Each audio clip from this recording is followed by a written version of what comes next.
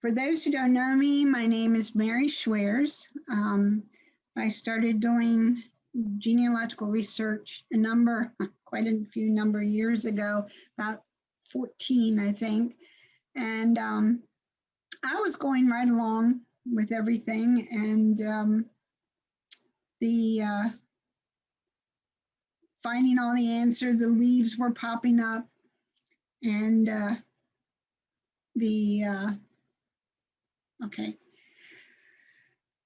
all the answers were coming to me like crazy. And then one day I stopped and I asked myself if I was doing this right. And so I went ahead and took some courses. I took the 15-week course at Boston University on genealogical research. And I followed that up with some classes on forensic genealogy and some other classes. And now I know I'm at least following the right direction. And I work at the Historical Society, and I wanted to share things with you. So today's lesson is researching collateral lines to find answers. Okay. First of all, what is a collateral line? A collateral line is basically a relative who is a blood relative, which is not a direct ancestor. And so many people out there are OCD. They want the direct straight lines, who's in your family tree, who's directly responsible to you. But the collateral relatives are their siblings, their brothers, sisters, aunts, uncles, cousins, nieces, nephews. Okay, what collateral lines are not are in-laws or in-laws of the people or ancestors of people in our tree who are related by marriage. Now, of course, adding these people to your tree, the further you go back, the larger your tree grows. So you're compounding the number of people in your tree, and it can get a little confusing sometimes if you're looking at it. But there are a lot of benefits to adding these people in, and some answers you may be able to find going outside of direct lines. Okay. We should never get caught up in doing direct line research only. The information you get from collateral relatives will help explain a lot about the family dynamics and different things like that, even family situations or family problems. It will assist in brick walls where you may not find information linked to one relative, you may find it in another. Okay. And researching sideways, it'll add branches. And again, it may answer family mysteries. For Native American tribes, enrollment can be determined by lineage descendants. I think that's what that means. Okay. And consist in discerning records with the same names but different people. So if you're looking at an ancestor and you think their name is one thing, and you start doing another search on a collateral relative and find out that you have the correct name but wrong information, you know, birth date, place of birth, place of living, that kind of stuff, then you can use that to discern that.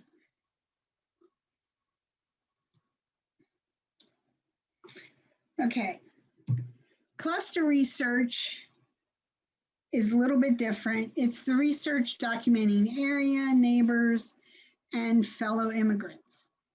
Okay, so think of yourself as the people you hang around with, okay? Your church, your neighborhood, your friends, okay? Those are your clusters, okay? These are the people who participate in your life and your relatives' daily life. There's some benefits of knowing who their clusters were also. Immigrants often settle together, so land records and census may show similar occupations and where they immigrated from, and everything from where they go to church, to how they worship, to all kinds of things. But the thing to remember is that, excuse me, in census, you may want to stop and take a look at the people who lived around your relatives and see what they did and where they lived. Did they have farms, or were they in a blue collar neighborhood where people were, working in factories, or had occupations like carpenters and builders and masons and different things like that.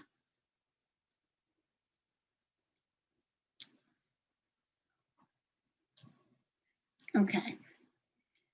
Collateral research can also find what economic struggles there were. Did the family have to go in different directions? Did half of the family move to somewhere else? Did they have a business that went out or was sold off, or different things like that? Health issues. One of the things that we learned to do in some of the exercises was to take a look back at a health research on our family tree, and that way we can track certain diseases such as diabetes in the family tree. And these can be expanded collaterally as problems. So you can, when taking a look at health issues, you do have to take a look at the collateral people. Mental illness, unfortunately, that's a situation that may come up in different parts of the family and may only be found if you're researching outside the ancestral line. Adoptions and fostering. If you're looking at the census and you have a sister and her husband who have a child, and suddenly in the next census they don't have, or you can't find them, but the ancestor suddenly has this child that's old and didn't participate in the previous census, then that may answer the question on where that child came from. And again, business cooperations. Did the family have a business? Were there different realms of the business, or did everybody sort of work around one type of area?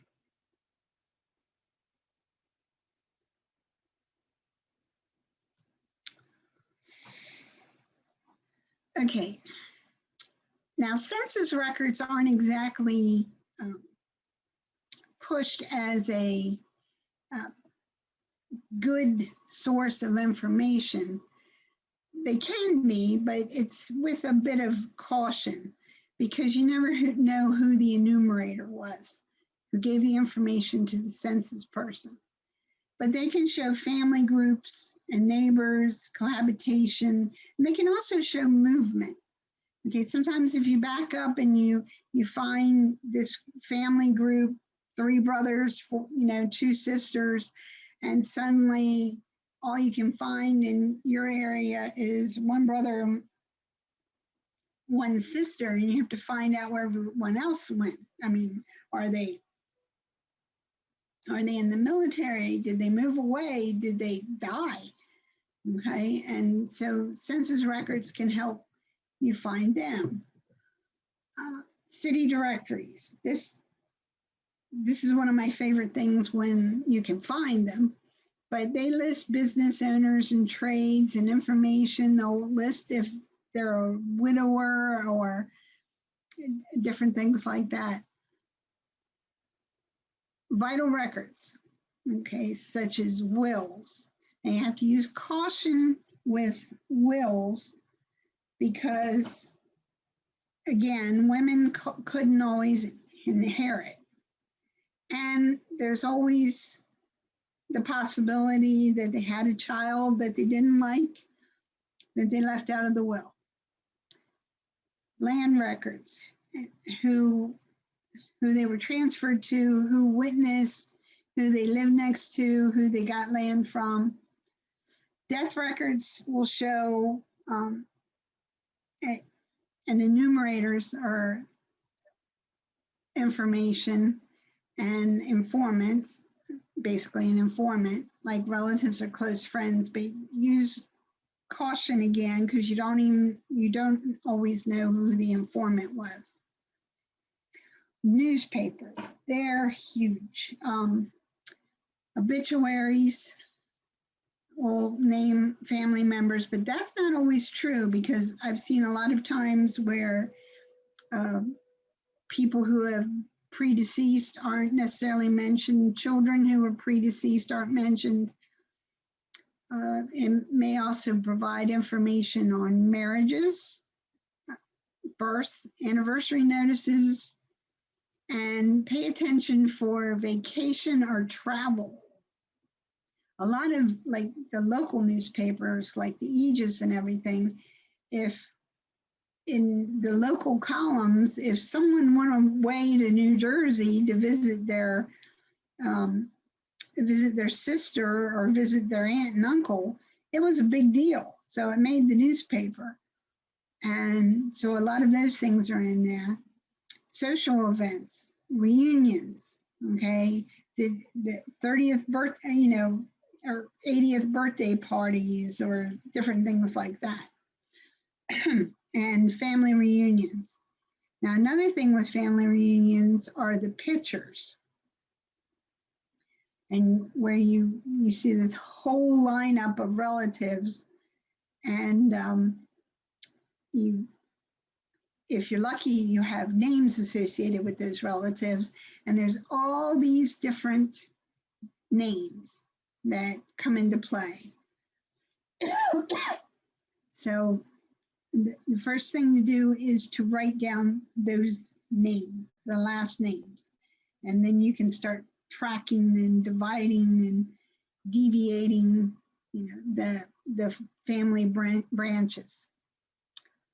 Military records, especially pension records, refer to next of kin and applicants for bounty land.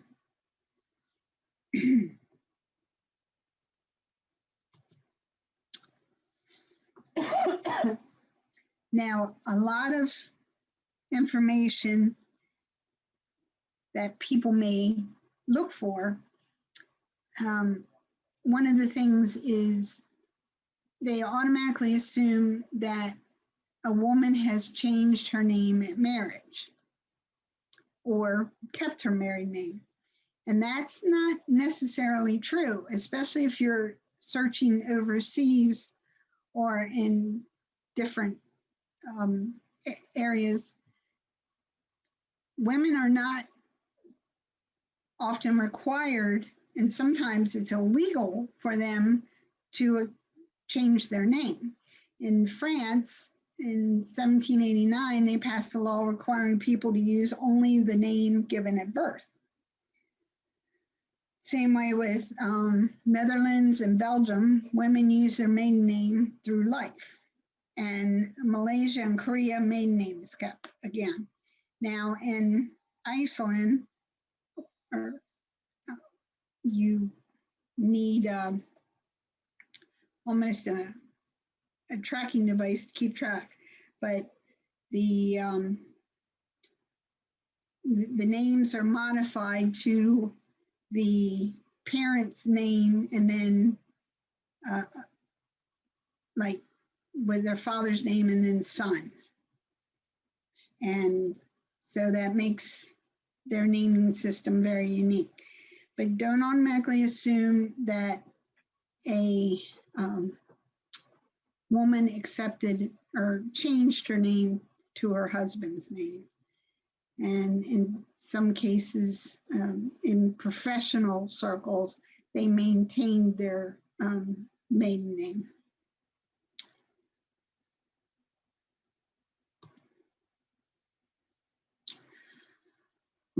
All right.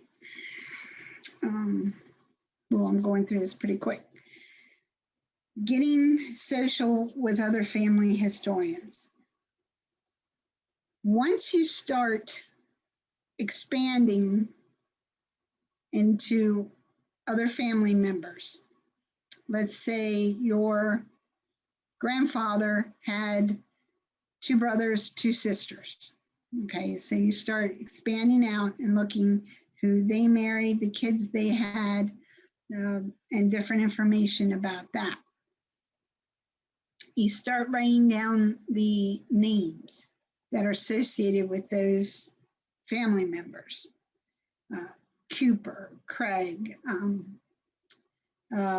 Williamson, you know, all the names that come to play. And then you start researching information about what you know about the families, and where you may see them in your family tree. We're going to talk a little bit about DNA in a little bit, and through lines and different things like that. But you can start seeing at family reunions these names, okay? Cooper, Craig, Worthington, different things like that that just keep coming up and then expanding out. And a lot of times when you're at a family reunion or a family gathering, that's when the topics come up. And you start talking about, you know, times as a kid when you remember this aunt and this uncle and this happening, and you always heard this, you know, the old family stories that no one could ever prove. And that has always been my catalyst for going off into that direction, searching outside the lines for those family members. We had an aunt, 2 aunts, daughter and mother, Aunt May, her real name was Mary, and Aunt Florence, the daughter. And they came to all of our family gatherings. And not too long, well, they're both passed away. And not too long ago, we were sitting at a family function, and we started talking about Aunt May and Aunt Florence. One reason was because Aunt May died of Alzheimer's. And there's a lot of concern in families when someone has Alzheimer's. So we started asking, how were they related? We didn't know where they were related. We just always called them Aunt May, Aunt Florence.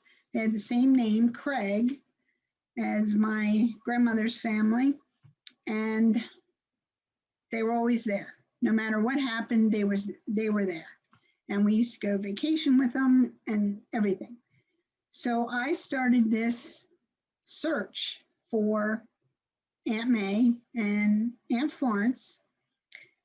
And I have gotten back to Ireland, where my 3rd great grandfather came from. And now I'm having to try to connect the trees in Ireland, which is not easy. So these are how these things get started. You have a question. Why did this happen? Where did this come from? One of the things I found helpful are chat groups. Okay, Facebook, Meta, other genealogy chat groups that may be out there, but this one that I belong to on Facebook is the Ashe County, North Carolina History and Genealogy. My mother's family was from Ashe County, and they moved up here when my mom was about 8 because of the job situation.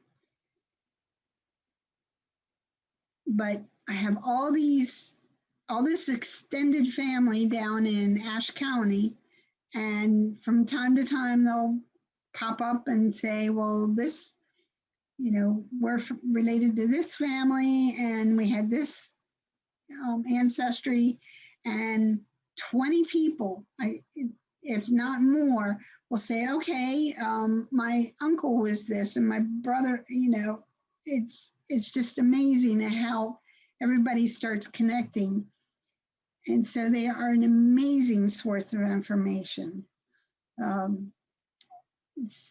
You put down one relative, you put down one picture, and suddenly everybody's jumping on the bandwagon there. Okay, DNA. I have to admit, I'm not the greatest DNA person. I've had my test done on Ancestry and 23andMe, okay? And it's always fascinating to me, the differences and the similarities. I hardly have any matching relatives, on both 23andMe and Ancestry. They're all different people. A few of them the same names, but they're all different people. And it's all kinds of different information.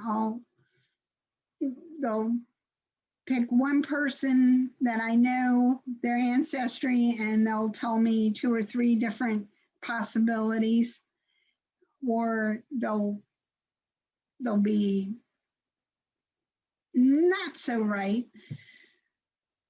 And I've found some problems and some mistakes, but I mean, not necessarily mistakes, but just things that aren't necessarily how I knew them. Okay, so DNA will introduce you to many more collateral ancestors and relatives.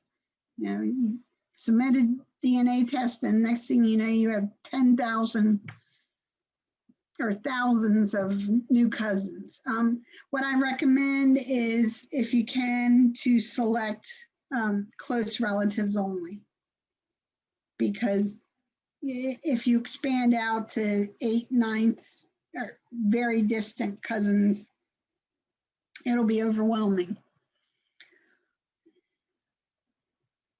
Knowing the collateral relatives that you have in your family tree will help you in tracing out the connections. And again, the surnames, they come up with all these surnames: Blevins, Ham, Powers, different things like that. And you can start seeing where they should be related to.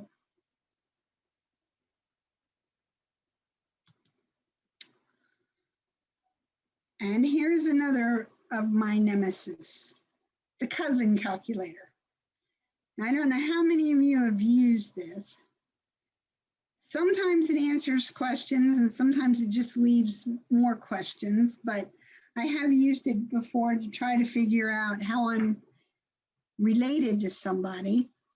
But basically, you use this, you identify the grandparents you and your cousin share, okay? And say, for example, you share your 5th great grandparent is your cousin's 7th great grandparent. On the horizontal line, you find your shared grandparent, your 5th great grandparent, okay? And then on the vertical line, you go to 7th and you see that it's 6th cousin 2 times removed. Now, one of my first questions when I was studying is, what does removed mean? And what I was basically told was that removed is basically related to marriage. Okay, so you're 2 times removed by marriage.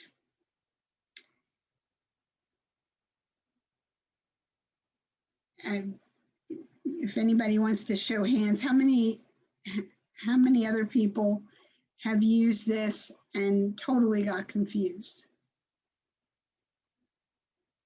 No? Am I the only one? Most of you understand this? And I mean, it's a good thing when you're trying to figure out who's who, but it can be a little bit confusing at times.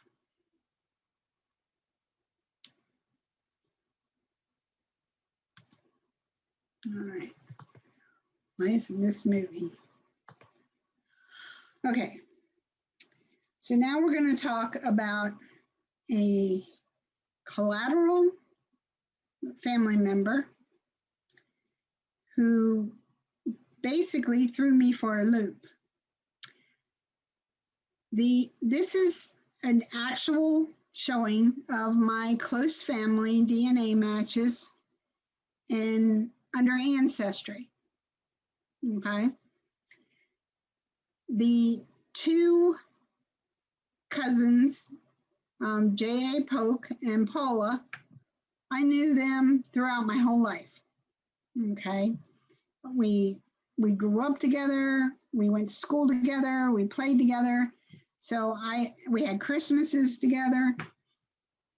So I've known them my whole life. And up a few years ago, popped Strange Brew. And testing to be one of my closest relatives. No tree, of course, and no name. So they had no information except for they were a 1st or 2nd cousin. They did have the information that they were related through Ashe County. Okay, so it was my mother's side. J.A. Polk and Paula are related through my father's side. So this was my closest relative to my mother. And I contacted Strange Brew, or who I thought was Strange Brew, and introduced myself. I said, we're very close according to DNA, and I'd like to try to find out how we're related. Nothing happened for a long time, and suddenly one day I get a message from this young lady, and she says that the DNA test was not hers, it was actually her father's. And he had tested,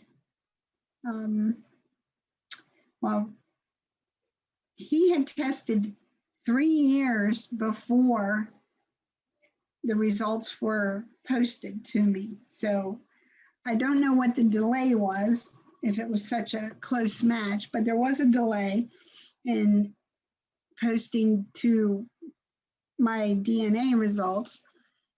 And that shortly after he tested, he passed away, and she didn't really monitor his results that much. but she did talk with, we contacted each other, and she did talk with me about the relationship we had, and it was through the Ball family in Ashe County. And again, it was a marriage situation into the family. And Polly Ball was I'm trying to think, fourth great grandmother. So we shared fourth great grandparents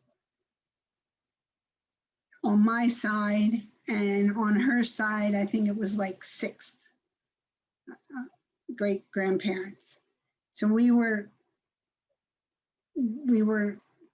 trying to map all this out and figure out how come we were so close. And after a while, she kind of lost interest. So I'm still tracking this down and working on this. But this is the closest family member I've gotten of either one of my parents, and it's on my mother's side.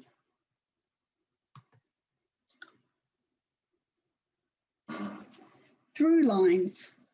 I don't know how many of you who have experienced through lines. Now, these are more direct ancestors. These are your great grandparents. But if you're stuck on information on a brick wall, a lot of people go to these. Now, how you have to be hesitant on these is a lot of times the through lines, and these are through ancestry, a lot of them sometimes can be proven, but others, it's information from someone else's tree. So they're not taking evidence or different things like or positive things. They're taking information from other people's trees and saying, okay, you may be related to this person, or this is how you may be related to that person. And a couple of these are correct, and a couple of these I have not been able to prove. I know I have Cherokee in my family, but I have not been able to prove that it's from the beloved side.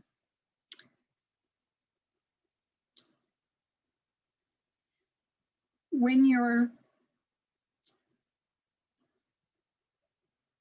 looking at different information on the family, you want to segregate that family and take a look at their education, their religion,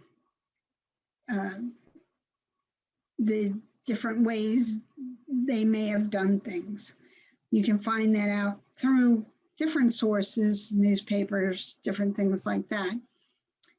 But that may give you an idea of the family dynamics and why one brother went one way and one brother went another. A lot of times what you'll discover, a lot of families don't talk about certain things that happened. For example, previous deaths in the family. The example I got from that is my mother's brother died when he was 4 months old, and I did not know about him until I was 48. Okay, that's when I discovered his death certificate. And when I called my mother, she goes, yes, you know, I had a brother, Ray. I never knew about Ray. There are other family members that have passed on. There may be family members who are not talked about because of mental illness or the fact that they were deserters in the army, or they went to prison, or different things like that. And again, a good genealogist will find out all of this. They will know they will know where to look for all the juicy stuff, I guess. And this can be somewhat trying to older relatives. Okay, they may know, they may not talk about it. And so it has to be something you approach with a little bit of caution. You know, if you start asking questions and they suddenly get quiet and, you know, change the subject, then go ahead and go with the change of subject. There are just some things in some families they don't talk about. And unfortunately, you may find out these things. The overall experience that I've had with researching collateral relatives has been very enlightening as to why my family is the way it is today. Okay, we have a split off between the wealthy side of the family and the not so wealthy side of the family. We were the dirt farmers, and the other people were the well-educated, you know, business people. And, you know, there was always a kind of a split there. Finding out that information, finding out why certain stories existed in the family, and then finding out that they emerged from, you know, an argument or a fight, or, you know, different things like that. Going collateral is a lot of research. If you think of how much research that you've had to do to verify your known ancestors and your direct line ancestors, doing collateral research is a lot more.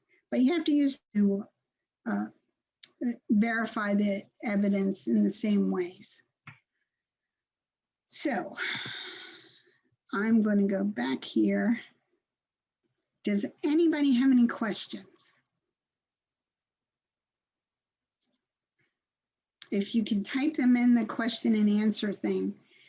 I apologize about my, I'm not that comfortable so far on Zoom. I like teaching in front of a class because there's more back and forth dialogue, and I miss the dialogue, but I'm hoping some of you may have some questions. Has anyone ever tried or ventured into collateral research and found out something? Oh, John Ford, yes. Okay. One story that comes to mind with me is my family, all of it, both branches, attended Rock Run United Methodist Church here in Lovell, Maryland.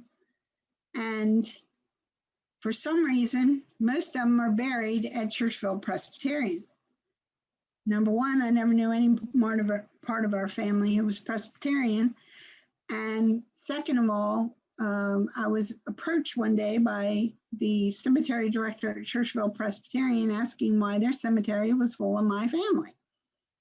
And I told her I didn't know. So I started doing research. It took collateral, but I finally found a member of the family who was Presbyterian, and that is what led the family to be buried there. But they just kept being buried there. Then John, what was your situation? Briefly. Okay. Another situation where I've gone into collateral research, my cousin was Joanna. Oh, no, there is not a handout. My cousin who was looking into her family background, her and I started doing research together and we found out that her father's family had a lot to do with horse racing, and what eventually we discovered was they had a lot to do with horse racing, in fact, running bookie joints. So that was kind of a fun fact. And then there were other things. But basically, in collateral research, you just have to take the commitment to go outside of the ancestry or the ancestor lines, the direct ancestor lines, and remember all your basic genealogy. It's basic genealogy just extended outside the lines. And you have to decide if that's something you want to do. Any more questions? No? Okay, is there somebody? Okay, if there's no more questions, then we're done a little bit early. I'll stay on here for a few minutes, but thank you for attending and have a great night.